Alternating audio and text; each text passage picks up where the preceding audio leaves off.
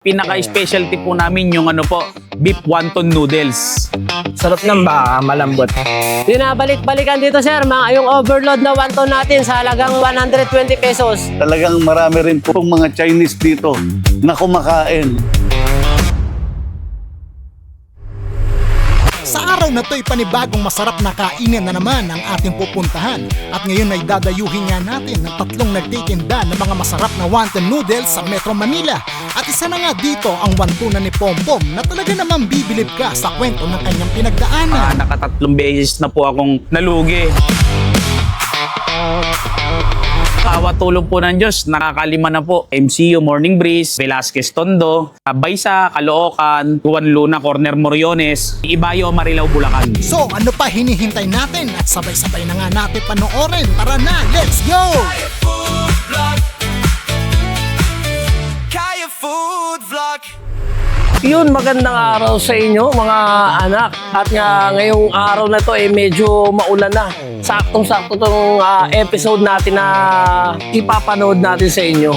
Tatlong masasarap na wontonan. So first up natin, etong wontonan ni Pompom na may 5 ng branch. Pasok tayo sa loob at kausapin natin yung may-ari. Let's go! Ako nga po pala si Pompom Takagi. Yun po, yung pangalan po, ipinangalan ko po sa akin yung yung tindahan. Pinaka-specialty po namin yung beef wonton noodles. Yun po talaga yung nagbigay kasikatan po sa amin. Doon po kami nagkaroon ng idea, kakapanood sa Facebook Reels, tsaka po sa YouTube, na itinda po yung wonton. Yung 2,000 halaga po nung pera ko noon. Ayun lang kasi pera ko noon eh. Tinry po namin, bumili kami ng giniling, tinimplahan namin. Tapos yung wonton wrap, yung pambalot. Tapos rin po, nagsangag kami, paner nung kanin, yun. Tapos pinost namin sa Facebook. Hindi naman po lahat talaga okay pagka akala kasi ng iba pagka nagnegosyo.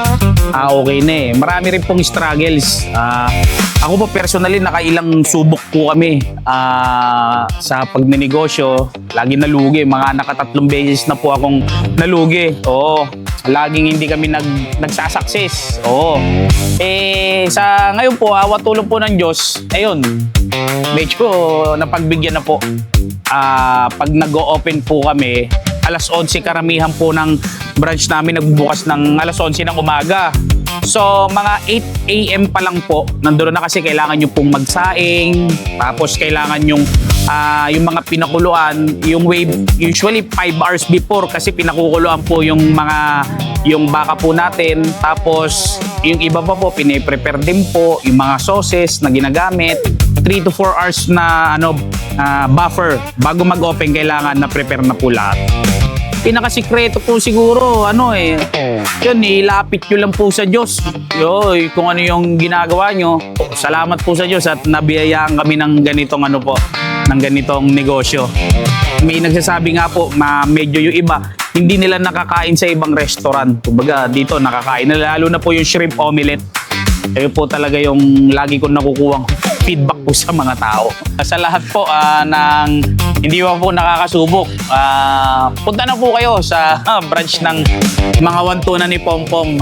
Yun, try nyo, baka po sakaling magustuhan nyo rin po. Yun, meron po sa MCU Morning Breeze, Velasquez Tondo, Baysa, Caloocan, Juan Luna, Corner Moriones, Ibayo, Marilao, Bulacan. Nagbubukas po ng alas 11 ng umaga, tapos ang sarado po alas 3 ng madaling araw. Since natag-ulan na nga mga anak, napakasarap pumigop nitong mainit na sabaw. Ano bang pinagmamalaki ng wontonan ni Pompom? Siyempre, ito kanilang braised beef wonton noodles. Ayan. So, meron siyang wonton, ayan, wonton balls. Meron din siyang braised beef na napakalambot. At syempre, hindi mawawala ang kanilang egg noodles na napaka-firm. Ayan, napaka-firm. Tara, mga anak, kain tayo. For only 185 pesos, makakatikim at makakakain na kayo ng ganito kasarap na wonton noodles yan. Dito lang sa wontonan ni Pompom. Hanggang loob, ayan. So ito yung kanilang signature beef brisket na sobrang lambot. So ito naman yung mga bago sa Wantuna ni Pompom. So ito yung lechon Macao noodles for only 199 pesos. So tikman natin tong muna yung ano nila.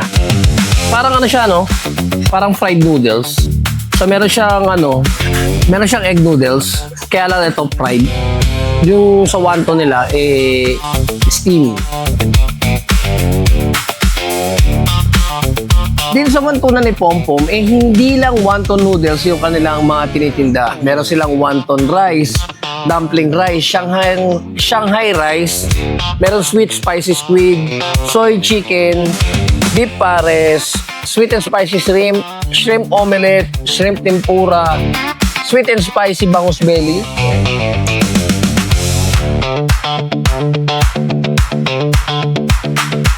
Isa sa mga pinagmamalaki ng Wantuna ni Pompom ay itong kanilang Japanese-inspired na shrimp omelette. Meron siyang 3 filled shrimp, tapos meron siyang mayo sauce, yan.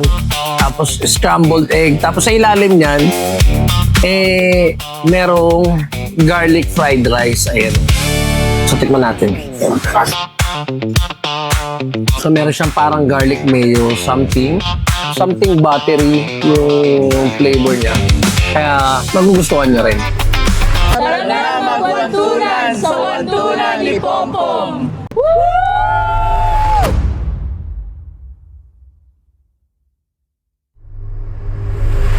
So ngayong gabi na to, nandito tayo sa may kahabaan ng Jokson Street, Corner Loyola para tikman yung masarap na wonton noodles ni Mang Cook. So ano pa inaantay natin? Tikman natin yung mga masarap na pagkain dito sa Mang Cook. Let's go! Erwin Jones pa nga po pala, may-ari ng Mang Cook at your service. Nung January 20 lang po kami nag-start. Itong taon na ito. Pero marami po akong mga restaurant din na hindi pinalad. Ito lang po yung parang binigay ng tulong ni Lord. At sa tulong po ninyo, ayan, medyo nakabawi ng konti. Kadalasan po ng kumakain dito, puro mga dayo po. Iba-ibang lugar, may Pasig, may Marikina, Taguig, meron pa ngang Cavite. Mga nagra-rides lang, tapos dinadayo nila. O actually, sa totoo lang po, kaya po ako nag-only rice at saka only drinks. Dahil po talaga sa mga estudyante at saka yung mga rider ko. Yung mga rider ko po nga, nagdadating yan. Pag halimbawang hating gabi na, alauna, mga ganyan, nakapila rito lahat yan.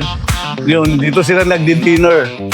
Actually, kailangan ko pong sumabay pero may kinikita, pero kahit konti lang kinikita, lumalaban po ako sa volume po nung taong dumarating. Kusinero ako sa isang malaking ospital talaga. 21 years ako doon sa ospital na yon. And then, may iba-ibang pangalan yung mga ibang kainan kong tinayo. Ito yung last na nag-final ako na maging mangkok siya. Parang mamang kusinero. Huwag po kayong masiraan ng loob kasi po nangyari sa akin yan. Merong panahon talaga na kahit gaano kasarap ang luto mo, hindi talaga siya napapansin kasi conforme po talaga based on my experience sa location. Doon sa mga nag-advertise sa akin, salamat sa mga vlogger na katulad ninyo. Magdasal lang po tayo lagi. Hiling tayo ng tulong kay Lord. Pakikinggan tayo niyan. Hindi po siya natutulog. Totoo pong may Diyos. Mahal po niya tayo. Yung mga hindi pa po nakatikim dyan, marami pong taga-probinsya rin na dumadayo. Punta po kayo rito. Hindi po kayo mapapaya. Hindi po ako mapapaya sa inyo. Authentic Chinese food talaga. Talagang marami rin po mga Chinese dito na kumakain. Na nagkikwentuhan kami. Imbis na pumunta sa Binondo dahil mahal, dito na lang sila pumupunta. Open po kami ng alas 5 ng hapon hanggang alas 3 po ng madaling araw. Start po kami ng Monday hanggang Saturday. Sarado po kami ng Sunday. Meron na po kami Facebook page, hanapin na lang po doon. And then nandoon na po lahat ng information, pati yung mga numbers po namin. So and at finally, nandito na tayo sa may mangkok. So second stop natin para dito sa mga nagsasarapang wonton edition. Ito yung kanilang special mami. So meron siyang wonton, meron siyang beef. So tikman natin itong beef. Yan. Na may mga taba-taba pa. Gigil na naman yung uric acid. Sobrang lambot yung beef niya. Grabe. Ito naman, tikman natin. So ito, itong fishbowl na to, ang sarap na ito. Unang-una, pag kinagat mo siya sa loob, kagating ko lang, pakita ko sa inyo yung palaman niya sa loob nagba-burst siya doon sa bibig mo. Ayun o. Yung brown na yan yung masarap. Lalo na mainit yung sabaw. Hindi mo nga akalain na kaakala mo ordinaryong chicken balls o squid balls something. Fishball daw to, sabi ni Sir Erwin. Tapos meron tong palaman sa loob na parang xiaolongbao. Yung wonton balls niya, grabe, ang laki yun, ang laman. Hindi siya egg noodles eh. Iba yung may pinagkaiba sila ni Pompom. Kay Pompom parang egg noodles na manipis. Alam mo yung parang Hong Kong fried noodles. Ganun siya. Pero ito, medyo matataba. Parang pang mami. 145 pesos. May beef, may wonton, tapos may fish balls na merong palaman sa loob na parang xiaolongbao. Goods sa goods. Tapos ito, meron siyang lechon horno for only 120 pesos. Nakita niyo naman yan. Yan. So bukod sa special mami, marami pa siyang tinitinda. Tapos ito yung Chinese pork asado. Isa sa mga bestseller nila. 120 pesos. Yan. Tapos braised pork belly. Yan. 120 rin. Braised beef with tendon. 130 pesos. Dinakdakan. Etong solo is 80 pesos. Tapos yung tab is 130 pesos. So kung nasasabi sa inyo, masarap, maanghang, at inihaw. Ito yung talagang dinakdakan. Punta naman tayo sa third destination natin, which is sa Pasay, yung wontonan Nilakay. So let's go!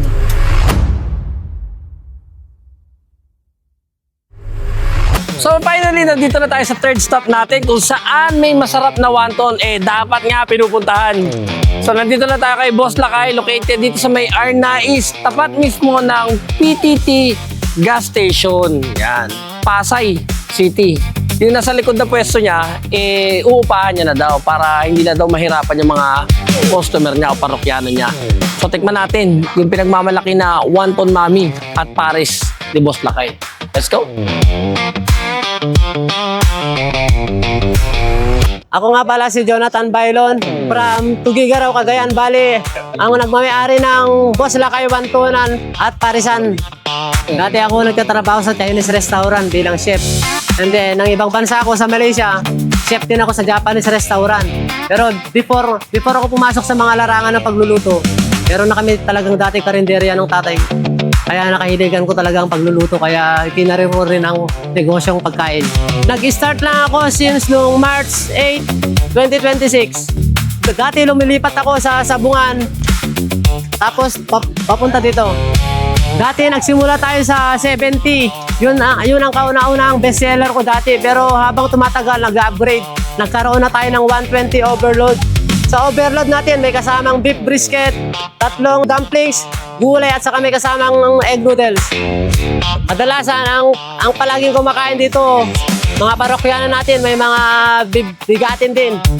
Mga government officials, mga VIP dyan sa mga sabungan. And then sa mga driver, mga riders, dito ang tambayan nila sa tuwing gabi. Binabalik-balikan dito sir, yung overload na wonton natin sa halagang 120 pesos. Ito yung overload 120 na nagtitrending ngayon. Ito may kasamang 3 wonton, beef brisket, egg noodles, repolyo at saka spring onion. Saka anli sabaw na rin to. Sulit to. Dati nakakabenta lang ako dito sa wonton ko. 8 order lang. Magdamag na yun. Sipag lang, tiyaga lang, manalig lang sa taas. Lahat naman bibigay ng Panginoon sa tamang panahon, sa tamang oras. Sa mga customer ko, hindi nyo na kailangan dumayo Hindi nyo na kailangan tumayo. Meron na tayo, magkakaroon na tayo ng pwesto dito mismo sa tapat ng food cart ko. Meron po tayong Facebook page, Boss Lakay. Pwede nyo ako i-follow and share doon, and then pwede nyo akong kontakin doon. Araw-araw po tayo bukas, wala po tayong day off. Sa mga hindi pa nakakakain dyan, gusto nyo i-try ang wantunan ni Boss Lakay. Iniimbitahan ko kayo every Monday hanggang Sunday. Matatagpuan ito sa Arnaiz Avenue, harap lang ng PTT gas station, papuntang Sabungan ng Pasay Cavite.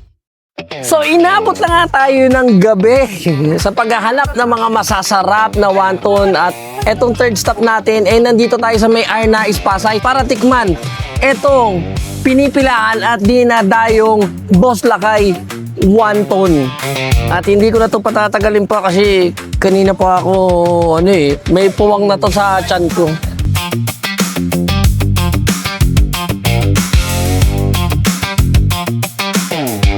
So, wonton, malaman. Yung beef.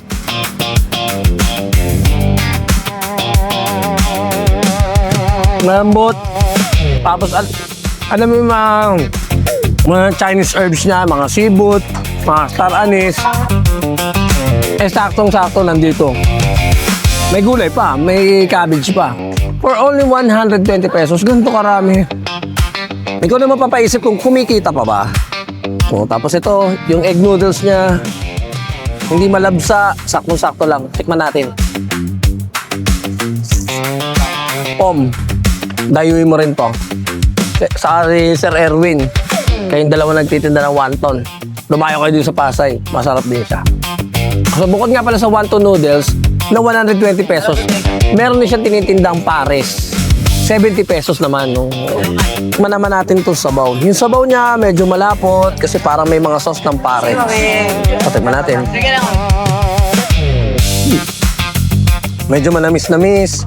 Gawa nung pares sauce. Parang pares retiro din na nga lang may noodles. Para naging mami. So ngayon alam ko na kung bakit pinipilahan at dinadayo itong Boss Lakay wonton mami. So hindi naman siya nalalayo din dun sa dalawa. Bagamat may mga kanya-kanyang authenticity pagdating sa lasa ng pagtitimpla ng wonton noodles. So para sa akin, ito panalo din para sa akin. So dayuin nyo na yung tatlong wontonan na pinuntahan natin from kay Wontonan ni Pompom, kay Mang Cook, at ito kay Boss Lakay. So isa na naman masarap na kainan yung ating pinuntahan dito sa lugar ng Arnaiz Pasay. Siyempre, ito yung Boss Lakay Authentic Flavors Pares and Dim Sum. So palagi niyong tatandaan, palagi kayo mag-iingat dahil love kayo ng Tito Jonathan nyo at ng Daddy Ray nyo.